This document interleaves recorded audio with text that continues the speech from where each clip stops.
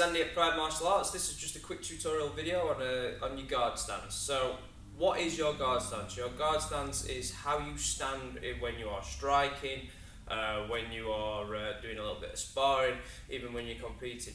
And it's key to have a really good guard stance. So all I'm going to do is just break it down for you bit by bit. So starting at my feet. Now, how your feet are positioned are key.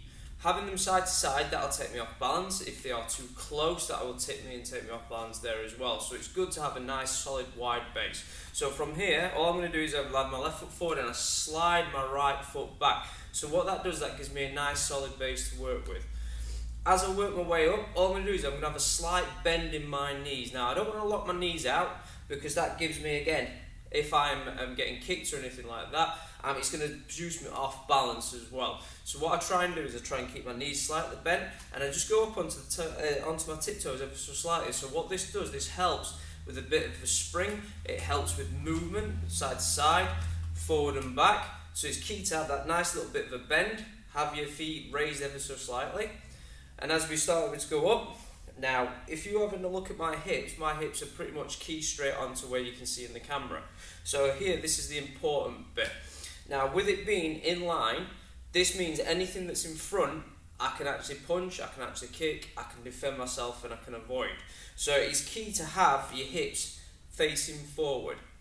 So from here, my hips are nice and forward, and it comes all the way up to where my hands and my arms are going to be. Now, this bit is the major bit. This is where people have a tendency to fall over. You'll see a lot of people when they're in the guard stance or when they get tired, the hands drop really, really low, and this opens up to bad habits. So they're actually training themselves when they're getting tired, they're comfortable to have the hands in. This is what's going to open up the head area. So from here, what we'd like to do is my chin, I would tuck it into my body, and what that does is it just drops it down a little bit, and if I raise my hands up and just sink my shoulders in, this is the comfortable place for them to be.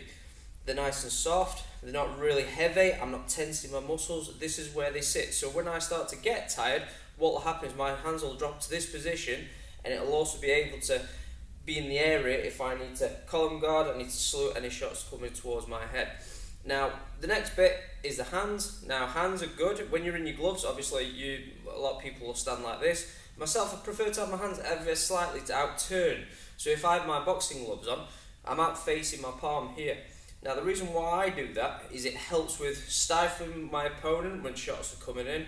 I can do the long guard when it's coming through, I can grab hold of the hands, I can parry them away, I can circle block them away, and I just find that's just a little bit easy to have my hands just ever so slightly turned. So from here, having my arms folded in, tucking my chin down, just having them start nice and light, and having my hands found out.